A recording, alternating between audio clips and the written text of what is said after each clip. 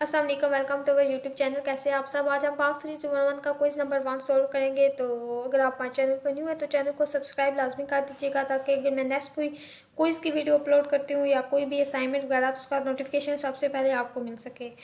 तो first question हमारे पास हुआ, एज फार्मी elected as the first president of All India Muslim League in 1908। तो जो फर्स्ट प्रेसिडेंट सेलेक्ट हुए थे ऑल इंडिया मुस्लिम लीग में वो थे सर आगा खान।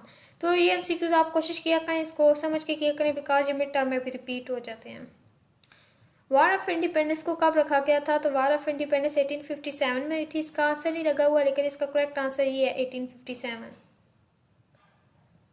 और विच वन, ये आपको थोड़ा श्योर होगा, ये 1-2 सेकंड ले लेती है इमेज डाउनलोड होने में। Which of the following personality stress on modern education for Muslim of subcontinent. तो वो थे सर सैयद अहमद खान, जिन्होंने जोर दिया था मुसलमानों की मॉडर्न एजुकेशन के ऊपर।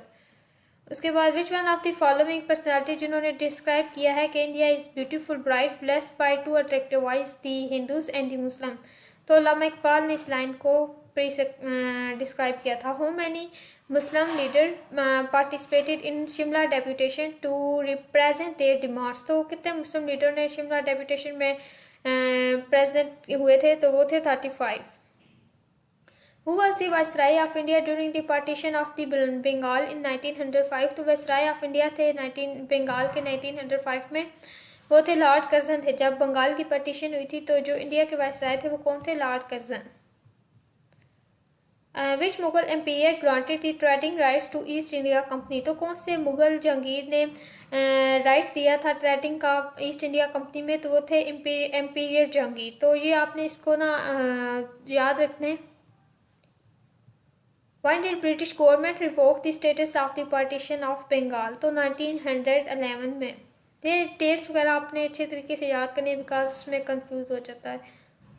Which of the following personalities led the delegation of 35 Muslim leaders at the Shimla conference? Sir Aga Khan. तो अगला हमारे पास लास्ट MCQs है।